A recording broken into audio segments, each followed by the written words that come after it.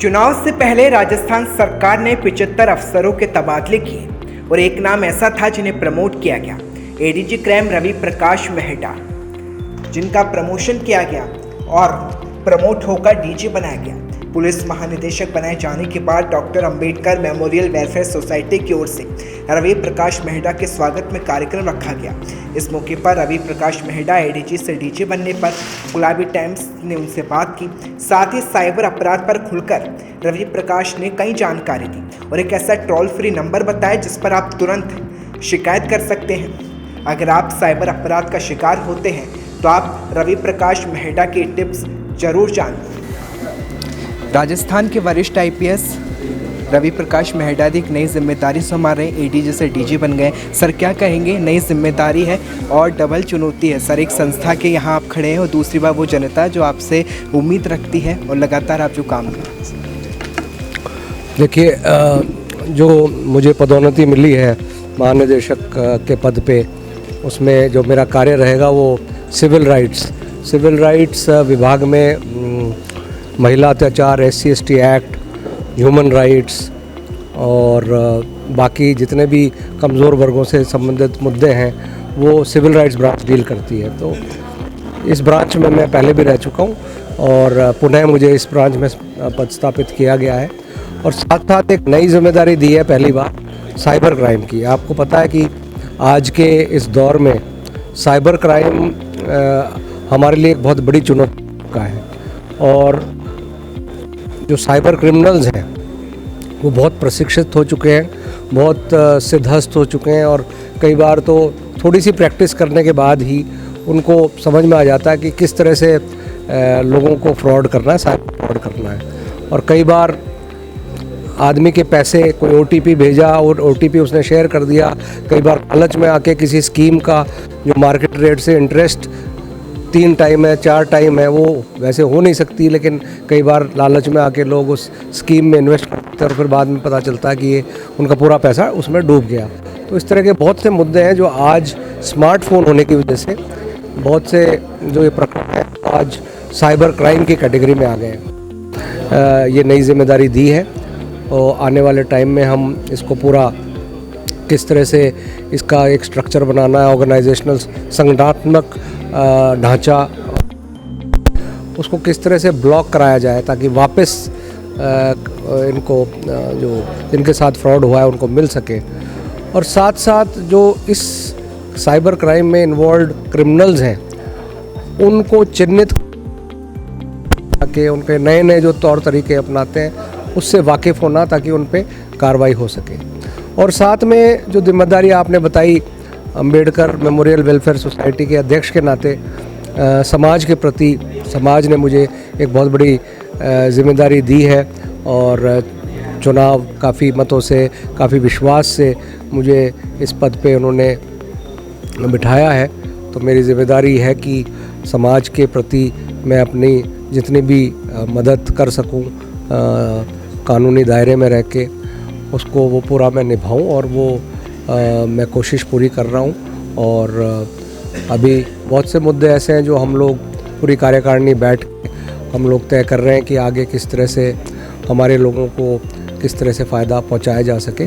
विशेषकर एक अभी जो मुद्दा चल रहा है वो मुद्दा 2011 की जो जनगणना है उस जनगणना के हिसाब से अब हमारा समय आ गया कि जनगणना के आधार पे आरक्षण बढ़े और करीब 2% आरक्षण 2011 के सेंसस में बढ़ चुका है, बल्कि 2021 का सेंसस का भी अब देखें तो और ज़्यादा प्रतिशत SC और ST का बढ़ा है।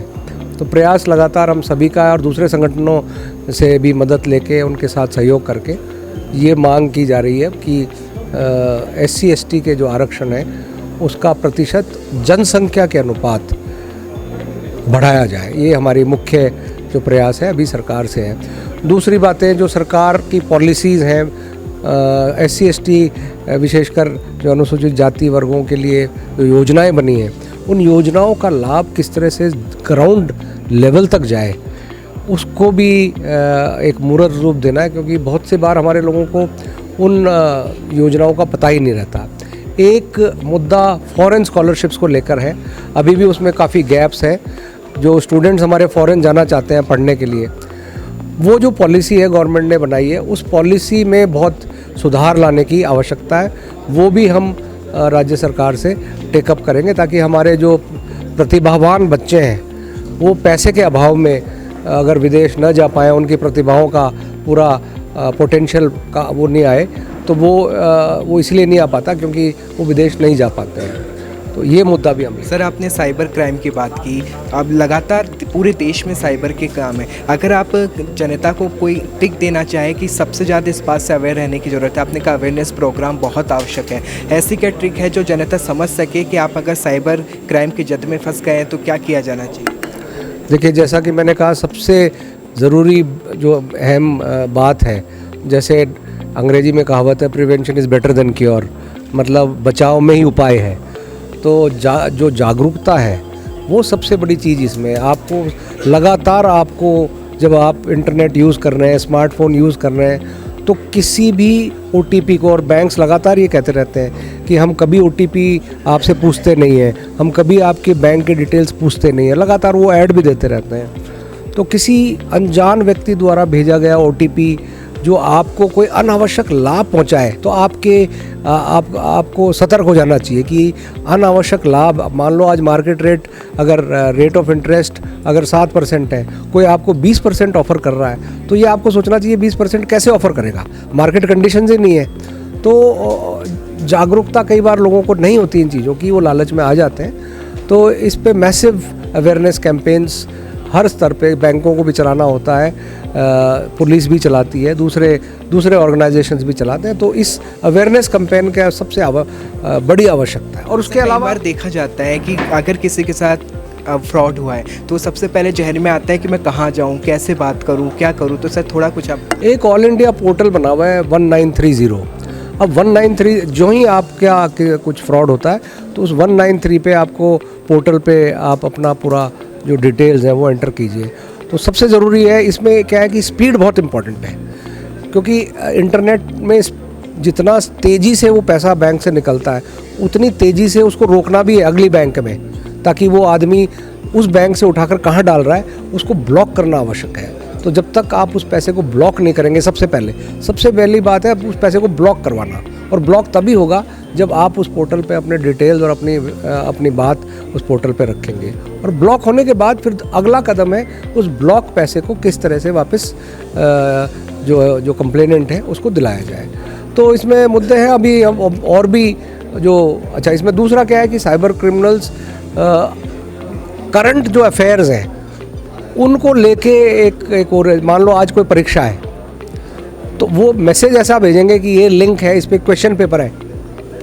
तो आज का जो स्टूडेंट है उस पेपर देने जा रहा है तो वो समझता है कि उसको लालच आता है कि हाँ शायद इस लिंक पे पेपर मिल जाए, और वो लिंक करते ही कई बार क्लिक, उसका जो बैंक से जुड़ा हुआ खाता है जो है वो उस पर को खाली हो जाता है। तो ये ऐसी चीज़ करते हैं ताकि वो समय के हिसाब से ज़रूरत होती है आदमी की, वो अपने तौर तरीके लगातार बदलते रहते हैं। तो सतर्क रहने की बहुत आवश्यकता है। एक व्यक्तिगत प्रश्न है सर मेरा, ADG के तौर पर आप अपनी जिम्मेदारी निभाते रहे, अब नई जिम्मेदारी संभाले, किस तरह से सामंजस्य निभाते हैं सर? हर कोई जनता भी जानना चाहिए। देखिए, ये नए पद और बड़े पद के साथ जिम्मेदारियां ज़्यादा आती हैं। तो और ज़्यादातर जो बड़े पदों का काम होता है वो कोऑर्डिनेशन का होता है, पॉलिसी मेकिंग का होता है, और समय समय पे अपने जूनियर जो ऑफिसर्स हैं उनको गाइडेंस की ज़रूरत होती है। और गाइडेंस के अलावा राज्य सरकार के स्तर पे कोई पुलिस मुख्यालय ने कोई पॉलिसी भेजी है, कोई प्रस्ताव भेजा है तो उसको मंजूर करवाना। केंद्र सरकार के पास कुछ मुद्दे हैं तो उन मुद्दों को केंद्र सरकार तक ले जाना, उसको मंजूर करवाना, या राज्य सरकार की बात उस आप जो भी सब्जेक्ट डील कर रहे हो उस सब्जेक्ट को केंद्र सरकार के सामने पुरजोर से आप उसको रख सकें। यही काम इस लेवल के ऑफिसर्स का होता है जो हम पूरा कोशिश करेंगे। Thank you. इस वक्त हमारे साथ रवि प्रकाश मेहटा जी थे जो नई जिम्मेदारी संभाल रहे हैं और इस जिम्मेदारी को भी सही दिशा में चलाने की बात कह रहे हैं। कैमरामैन कुणाल के साथ मैं विपुल माहेश्वरी, गुलाबी टाइम्स, जयपुर।